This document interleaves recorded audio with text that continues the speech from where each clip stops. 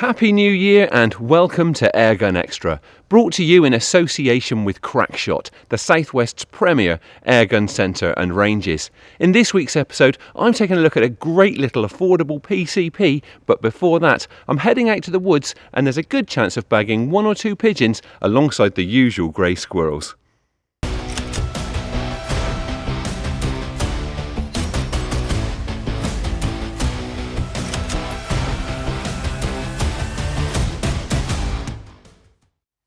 Right, I'm in the woods today and there's a very good chance of a mixed bag. Now the usual grey squirrels that cause so much tree damage here are certainly on the cards, but there's also a pretty good chance of shooting one or two pigeons because the birds are absolutely piling in to a field of rape that runs parallel to one side of the woods. Now I've got a friend who may actually be coming out to have a go at them with his shotgun later on, so we might hear the odd bang from that. I'm not going to shoot nearly as many as him, that's almost for certain, but hopefully we can still do our bit towards the crop protection by picking off a few that flight to the edge of the woods before dropping down to the crop. I'm going to kick off with a bit of a roving start, just have a bit of a look around the woods, but the chances are that if we find somewhere that looks worth setting up, I'll just wait in ambush and we'll see what comes along.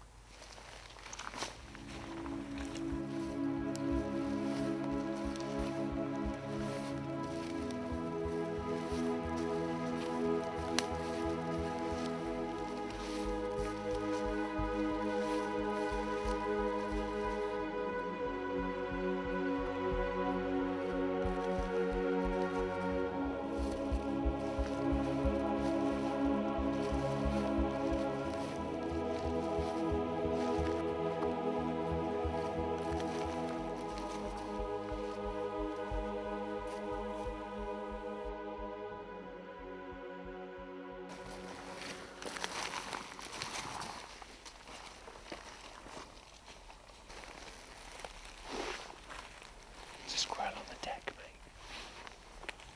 Just get this tree.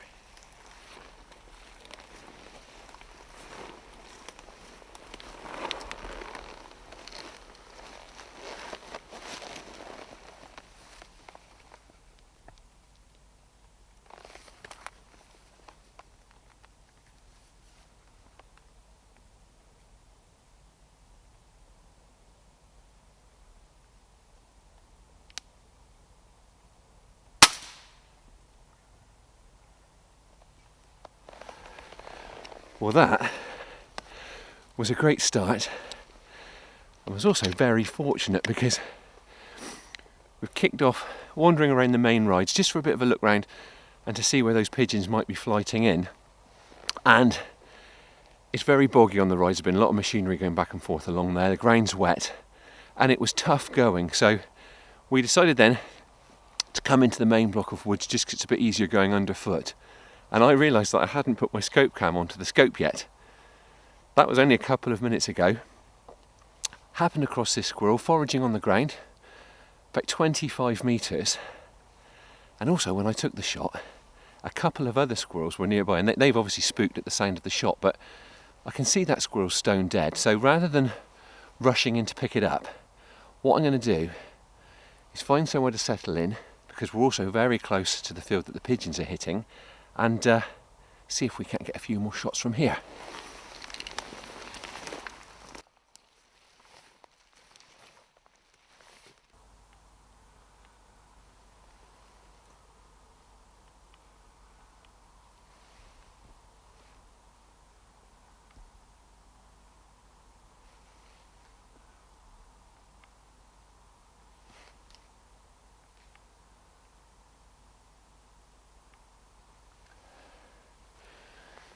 Right, so I've found myself a spot to settle in very close to where I had that first squirrel. In fact, I can still see it on the deck.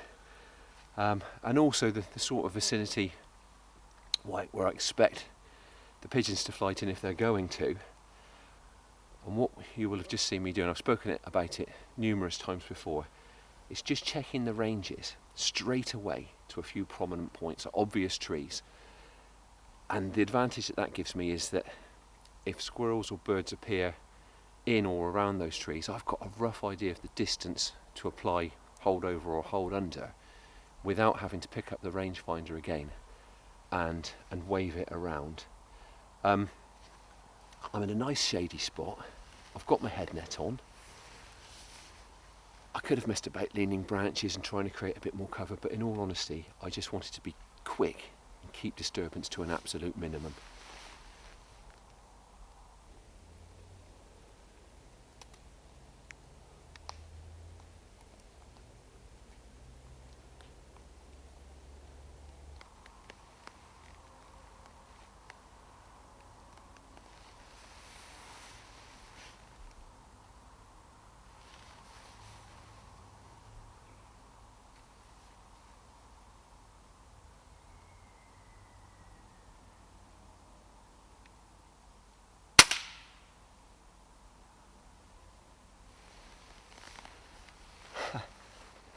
Brilliant.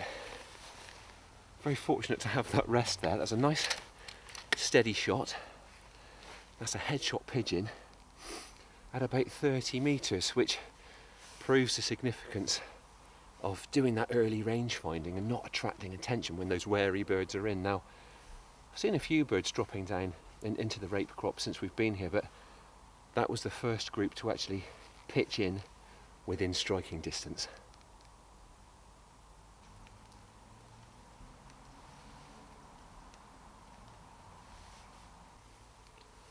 I think it's time for a coffee, mate.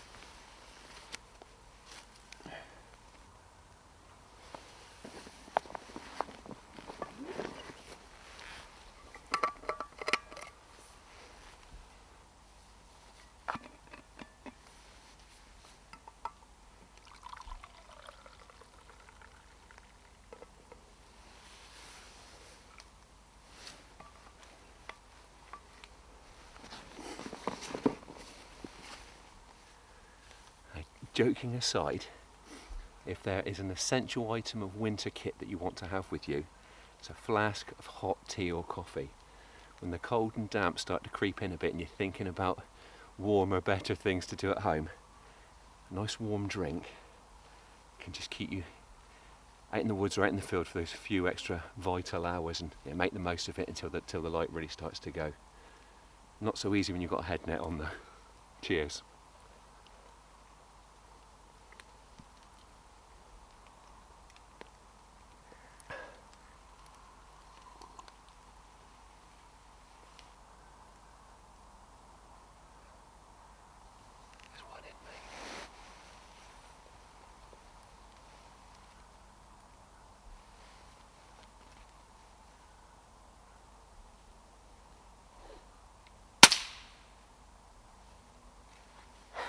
Oh dear. Well, that was a very wobbly pigeon. I didn't have anything like the support that I had for that previous shot. Luckily, it was only about 20 metres away and it's dropped like a stone. I took it with a heart and lung shot. In fact, one thing worth mentioning when you're taking a shot like that, a lot of people tend to make the mistake of aiming a bit too high and almost shooting the bird up in the crop, where there's a huge chance of missing any vital organs.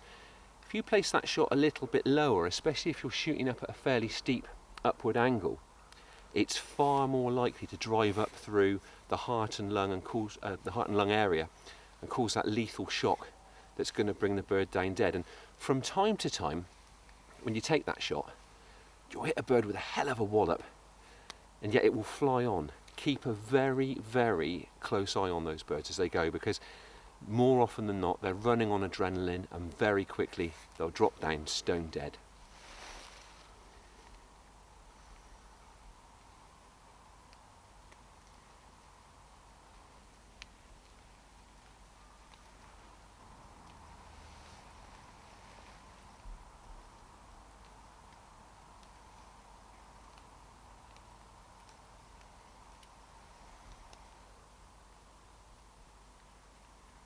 Another squirrel, mate.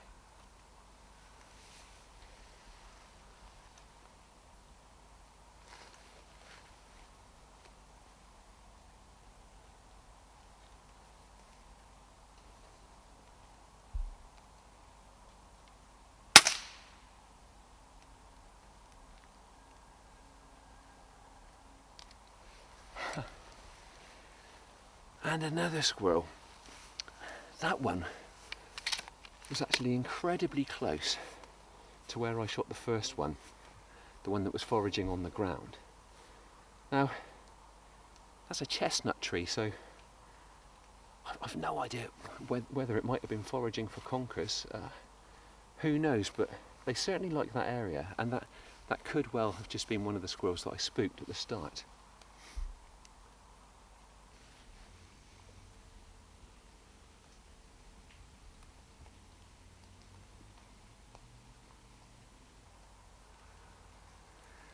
Right, well, we're going to wrap it up now. I think we've had the best of it, and also I've got family commitments this evening that I need to get away for, but it's been a decent session.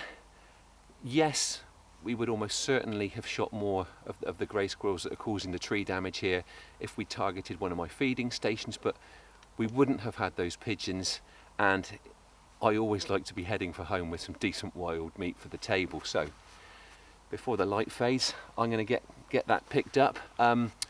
What we have done before we started the hunt was we filmed a quick piece about the kit that's been featured, so we will show you that now.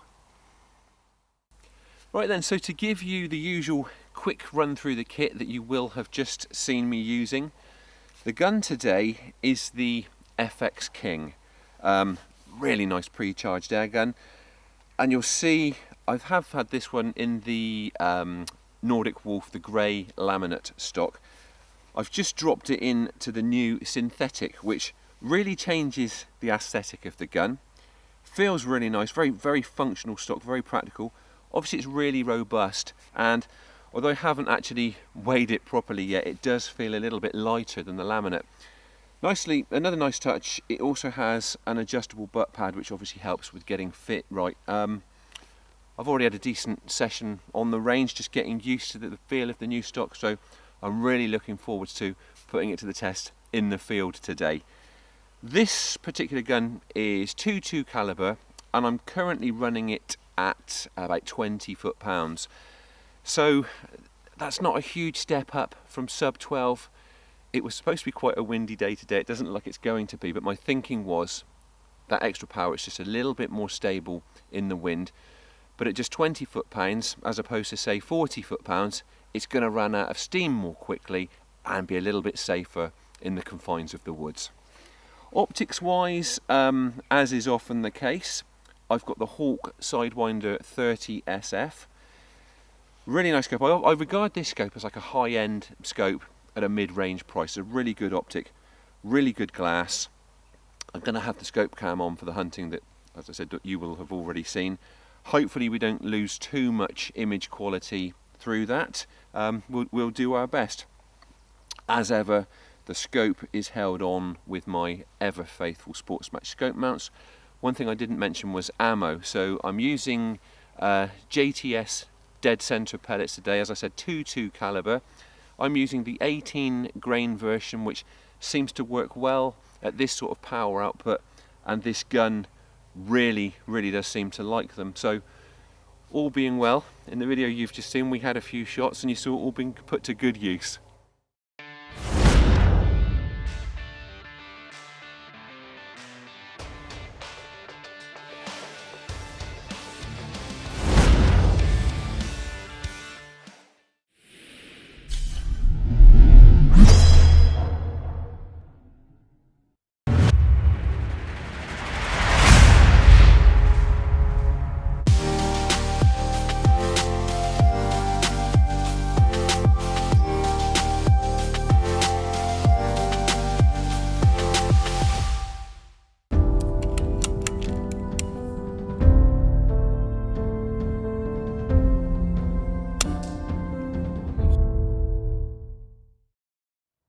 An interesting session in the woods there, and it's always nice to include 1 or 2 wood pigeons in the bag. Next up, I'm taking a look at a great little PCP from Kral.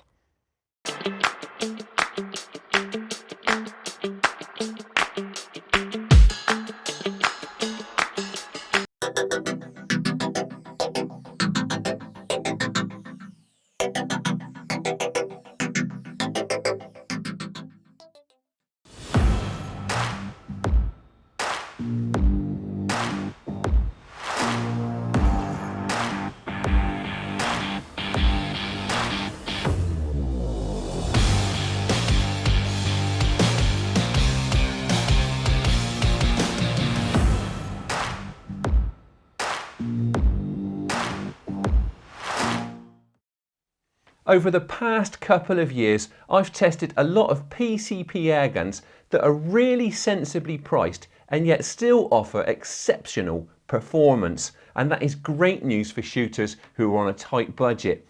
Now, what I've got here is, in my opinion, one of the best so far. It's the walnut version of the Kral Puncher K. Now, it's distributed in the UK by Rangerite, and it has a recommended retail price of just £365. This gun punches way above its price point when it comes to performance, and I also happen to think it looks great too. Now, there is also a black synthetic stock version available, and that one retails for just £349. Being a bit of a traditionalist, I love this walnut version, and although it still looks bang up to date, it also has something of a traditional sporter feel about it. The K in this airgun's name denotes the fact that it's a carbine. It's about 86 centimetres long and it weighs around 3.4 kilos. The synthetic is slightly lighter at around 3.2 kilos. Now, those compact proportions make for an airgun that handles really nicely. It also feels to be very solidly constructed, and the finish of the metalwork looks really tidy. Going back to the stock, it's ambidextrous and it's got a long forend with a lovely sweep to it. Now, it's also got some really nice grain patterning, and there are patches of neat stippling on both sides. Now, the forend also features a metal thread in its underside for quick and easy attachment of the supplied Picatinny rail. The pistol grip is really comfortably contoured and features that same tactile stippling on both sides. Moving back, the cheek piece is well defined and sufficiently high to give good alignment between your eye and scope. Now, the stock is finished with a ventilated pad, and the black spacer between that pad and the walnut woodwork is a really nice touch that just complements this airgun's overall aesthetic. Scope attachment is via a dual rail system which can accommodate either Picatinny or dovetail mounts. Now, the two sections of the rail do actually straddle the magazine, so you need to ensure that you're using mounts that are sufficiently high enough to keep the saddle of your scope clear of that mag. The barrel is 400mm long and it's fully shrouded. Now, that shroud looks great, but it doesn't provide a heck of a lot of sound suppression. So if you're worried about stealth, you probably will want to use the 1/2-inch UNF thread to fit a silencer. The Kral Puncher K is supplied with 2 magazines and a single shot tray. It's a decent magazine too. It's pellet friendly and it holds 14 shots in 177 caliber, 12 in 22 and 10 in .25. Now, you load it with the side with the arrow facing towards you. You turn the faceplate clockwise in the direction of the arrow until it stops, and then drop a pellet into that first bay to hold everything under spring tension. You then turn the faceplate anti-clockwise back in the direction it came from, dropping a pellet nose first into each bay until it clicks back into its original position. That magazine is driven by a great little side lever mechanism which features a biathlon type drop down handle. Now, it can't be reversed for left-handers, but being right-handed, I found it to be really well positioned. It's actually sprung, so it starts to flip back into the rearward stroke as soon as you unlatch it. Most importantly, it does a fast and reliable job of cocking and reloading the gun time after time. Trigger mechanisms can be a letdown on affordable airguns, but this one is great. It's a 2-stage unit with a match type blade that can be adjusted for height and angle. Now, the actual trigger mechanism is also adjustable, but this one was good straight out of the box. First stage was fairly short in terms of travel and pretty light, but it comes to a really distinct stop, and that is followed by a creep-free and very predictable second stage break. There's a rocker switch type safety catch, nicely positioned up above the trigger on the right-hand side of the gun. Now, you simply thumb it back to make the gun safe, and then nudge it forwards when you're ready to take your shot. The .22 caliber test gun is knocking out a pretty healthy muzzle energy of around 11.5 foot-pounds. Now it's also doing that fairly consistently, with variations staying within 7 feet per second over a string of 10 shots. Now it isn't regulated in the true sense, so you can expect there to be a subtle power curve as you work your way through the charge. Now, the Kral Puncher K is equipped with a power adjustment dial, which could prove useful if you want to wind down its output for backyard plinking. As you can see, this is a cylinder gun, and air pressure within that cylinder is displayed on a gauge in the belly of the stock. Now, maximum fill pressure is 200 bar, and from that you can expect in the region of 80 shots. When it is time to refill, it's just a matter of pulling the cap off the front of the cylinder and then coupling up with the supplied Foster connector. As for the all-important accuracy, this little Kral has put in a really impressive performance and more than meets the standard that I would demand for targeting live quarry. Now, it's a comfortable gun to shoot from any stance, but obviously I've done my accuracy testing from the support of a bench. Now, in calm conditions, ragged single hole groups were pretty much the norm at 30 metres, and even at 40 metres those groups only tended to open up to about 1 inch from centre to centre. So that is the Kral Puncher K. I think it's a brilliant gun for the money, and it has the potential to outperform others costing significantly more. Now, the thing that impresses me most about this little PCP is that in spite of the fact that it offers brilliant value for money, there are no obvious signs of corner cutting. It looks good, it's solidly constructed, and it's pretty accurate.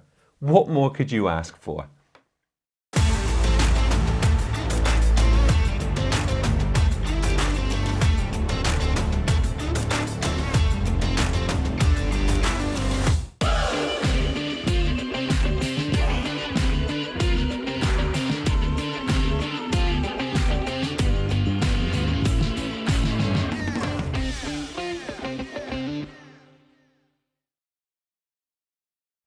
I'm afraid that's all we've got time for, but we'll be back with much more in 2 weeks. Thank you for watching, and please don't forget to like and subscribe. Thanks also to Crackshot. You can check them out at crackshot.uk or on Facebook. And don't forget also to check out our website, airgunextra.com, where you can access free-to-read hunting articles and reviews. As I said, I'm back again in a fortnight. In the meantime, enjoy your shooting and stay safe, and I'd like to wish you all the best for 2025 from myself and the rest of the Airgun Extra team.